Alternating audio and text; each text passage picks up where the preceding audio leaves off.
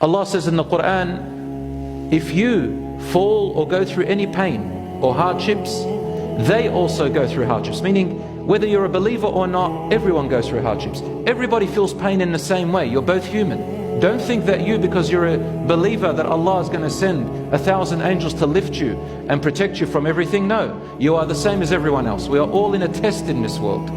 And the time this test ends is at our death. He says, you feel pain and they feel pain. But one thing is different. وَتَرْجُونَ مِنَ اللَّهِ مَا لَا يَرْجُونَ. You as believers in the truth of the Quran and Sunnah, the truth of what Allah subhanahu wa ta'ala has presented, you have a hope. You have a hope which they cannot have.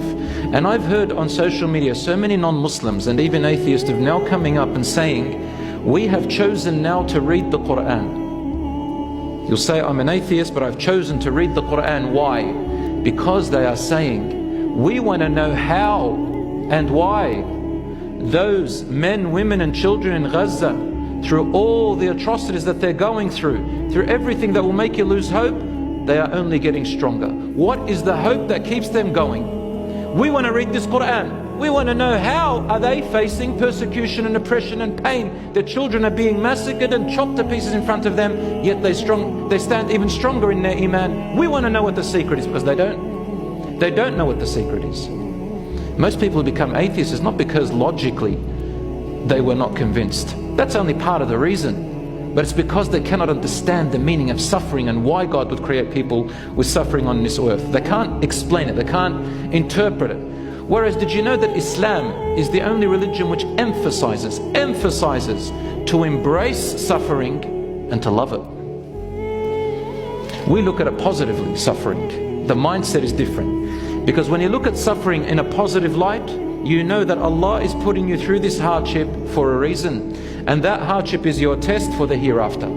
Or there is good that's going to come out of it, or Allah has a plan, or you're learning from mistakes that you made. A Muslim never looks at suffering in a negative light. If you do, then you are punishing yourself. Don't ever ask the question, how do I know if Allah is punishing me or not? That's a wrong question. The question is, how should you be facing that suffering? Which will determine if it becomes a punishment or a blessing for you. It's you. It was always been you. It's never been Allah, it's you. Allah gives you them as a blessing in disguise. Didn't you hear when Allah says, Inna ma'al usri yusran, inna ma'al usri yusra. As a matter of fact, indeed, with every one hardship, there are many eases. And Allah repeats it again. With every hardship, there are many eases. Meaning, suffering is a blessing in disguise.